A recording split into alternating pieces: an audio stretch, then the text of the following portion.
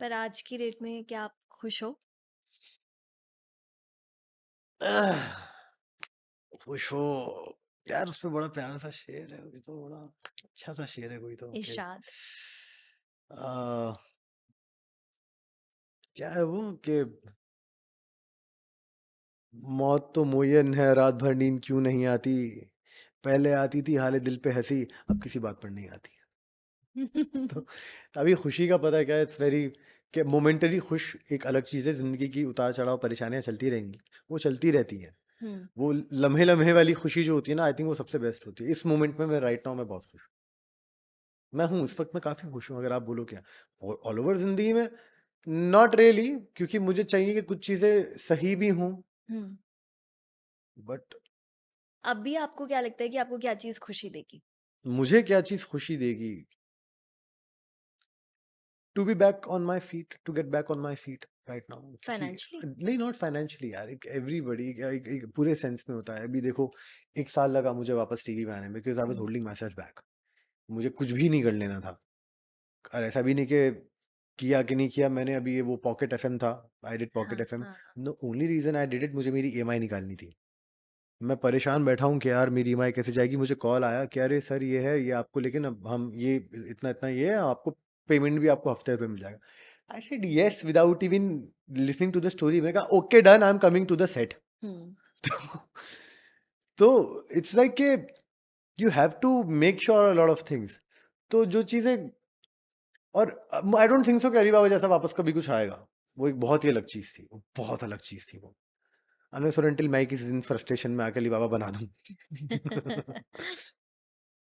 But ये है कि हुँ। ठीक है, अभी चलो। आई थिंक काम मुझे खुशी देता है, मुझे जनरली काम खुशी देता है। मैं काम पे रहता हूँ, मैं बहुत अच्छी जहनीत में रहता हूँ, मेरे अंदर का जो आर्टिस्ट है वो जिंदा रहता है, वो खुश रहता है, मैं बहुत खुश रहता हूँ।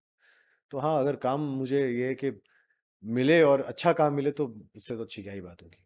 और एवरीथिंग मम्मी एल्स। और बहनों का अभी क्या वो आपको लेके ज़्यादा पॉसेसिव हो गए हैं या फिर नहीं दे देखो, आर ओके? पॉजेसिव तो एक वुड बी थोड़ा सा, उसमें एक वर्ड में एक नेगेटिविटी सी आ जाएगी। Protective? Protective, and I think they not even wrong, या they not even absolutely. Wrong.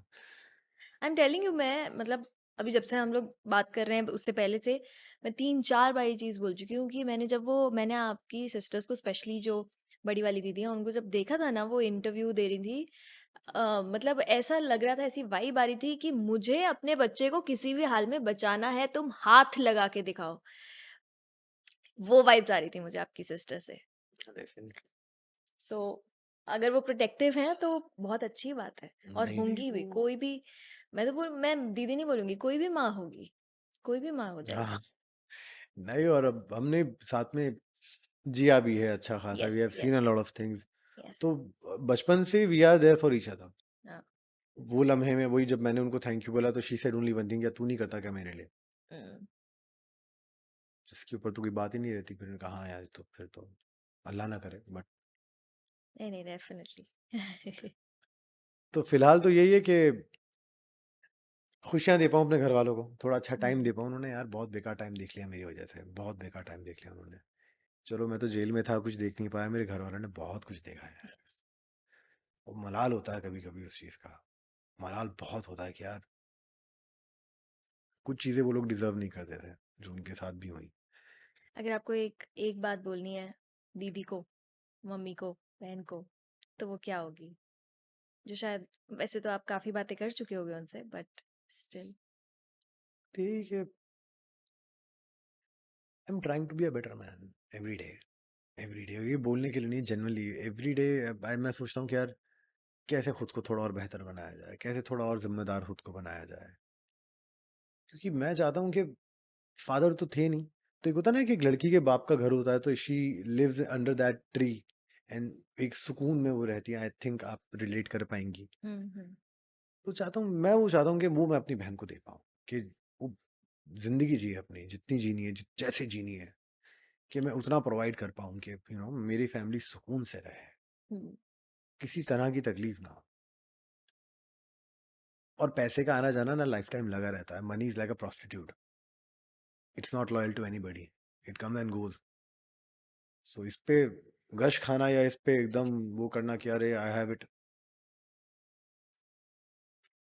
कब चली हम्म। जाए पता नहीं चलेगा।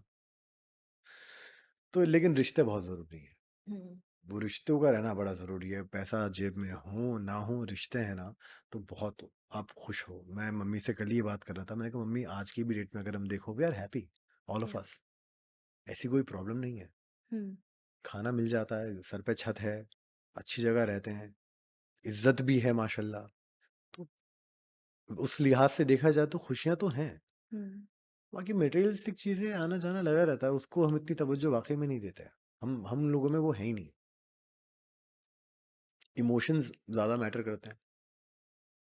अगर मैं ये कहता हूँ कि चलो आप मेरे लिए खड़े नहीं हो सकते, बट आप एक कंसर्न अगर दिखाओ, जो कि जेन्युइनली हो, ऐसा दिखाने के लिए ना हो, हाँ, तो वो भी बहुत बड़ी बात है। बट अफ़सोस हुँ, आज की डेट में तो बिना मतलब के लोग हाय ना मिलाएँ।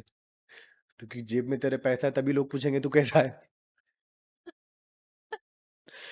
हाँ, ऐसा भी नहीं ख़ैर कि पैसा ही सब कुछ होता है। अब जैसे पर साथ आपने वो चीज़ देख ली है हाँ, ना। मैंने तो देख ली है, मैंने तो इन एंड आउट देख ली है।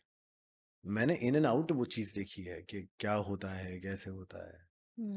और एक बार खुद के साथ ये हो जाए तो फिर उसके बाद भरोसा करना बहुत मुश्किल पर्सपेक्टिव होता है। चेंज हो जाता है ना आपका। फिर नहीं आपका भरोसा करने का मन भी नहीं करता। नहीं करता और अगर कोई शायद कोई सच्ची इंटेंशन के साथ आएगा भी ना, तो भी शक मतलब उस पे शक जाता शक है। नहीं फिर ऐसा होता है कि मैं फिर आपको टेस्ट करूँगा भाई। हाँ, फिर थोड़ी टेस्टिंग होगी आपकी। हाँ, थोड़ा प्रूफ करो खुद को। हाँ। आज़माना तो पड़ता है ना, अगर आपने रिश्ते को आज़माया नहीं तो फिर क्या? आज़माइश में ही तो पता चलता है ना। अब जब मेरा केस हुआ, हुँ, हुँ, तब तो मुझे पता चला ना कि एक्चुअली में ये लोग मेरे अपने नहीं थे।